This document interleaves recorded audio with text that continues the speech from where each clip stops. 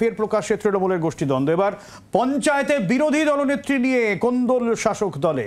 এবং 2 মাসের মধ্যে ফের হরিশ্চন্দ্রপুর পঞ্চায়েতে বিরোধী দলনেত্রীর পদে ফিরলেন মন্দিরা দাস, জানিয়ে তুঙ্গে দরজা।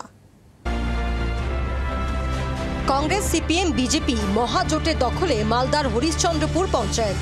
12টি আসন নিয়ে বিরোধী আসনে রাজ্যের শাসক দল। পঞ্চায়েত গঠনের পর বিরোধী দলনেত্রী হিসেবে নির্বাচিত হন মন্দিরা দাস।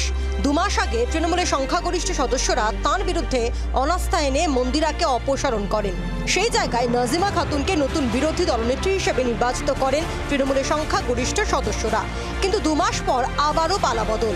তৃণমূলের 12 জনের মধ্যে 7 জন সদস্য নাজিমার বিরুদ্ধে অনাস্থা আনে।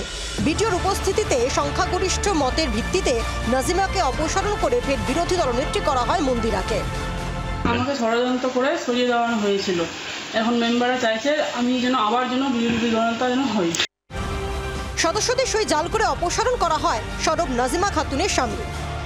যোগ্যতা, সততা নাই পথে চলাই আমার অপরাধ। তৃণমূল অঞ্চল সভাপতি ষড়যন্ত্রে এই পদ হারাতে হয়েছিল মন্দিরাকে। অভিযোগ যুব তৃণমূলের একাংশের, মানতে নারাজ তৃণমূল অঞ্চল সভাপতি। বিডিও সাহেবকে জানাবে, এটা তদন্ত সাপেক্ষ। বিডিও সাহেব তদন্ত করে দেখবেন যে যেগুলো সই করা হয়েছে সেগুলো জাল না সঠিক। বিডিও সাহেব তদন্ত করে প্রশাসন তার ব্যবস্থা নেয়। আমার বিরুদ্ধে এগুলো অভিযোগ আনছে, এটা একটা হাস্যকর ব্যাপার। এগুলো ভিত্তিহীন, এগুলোতে আমি কোনো গুরুত্বই দিই না। গোষ্ঠীদ্বন্দ্বের রেকর্ড করেছে তৃণমূল, কটাক্ষ পদ্ম শিবিরের। আমাদের তৃণমূল কংগ্রেসের গণতন্ত্র আছে, তার হচ্ছে এটা প্রমাণ যে 2 মাস আগে যাকে চেঞ্জ করা হয়েছিল তাকে আবার পুনরায় ফিরিয়ে নিয়ে আসা হয়েছে মেজরিটি মেম্বারের সাপোর্টের মাধ্যমে।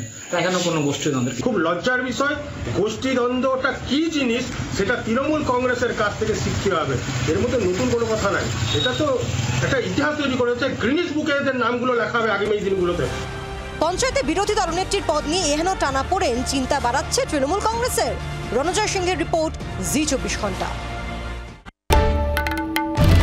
বাংলার আওয়াজ, বাঙালির আবেগ, জি 24 ঘন্টা।